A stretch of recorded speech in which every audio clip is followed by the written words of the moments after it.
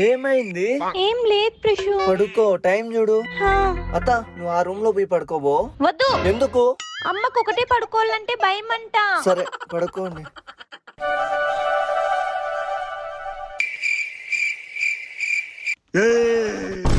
ఓయమ్మ తల్లి. పరపురుషు మీద చేస్తావా? చేస్తారా?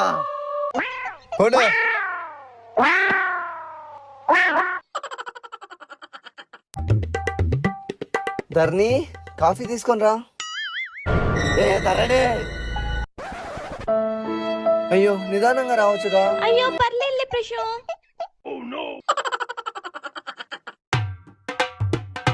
ఏ అత్తా, చెప్పల్లుడు.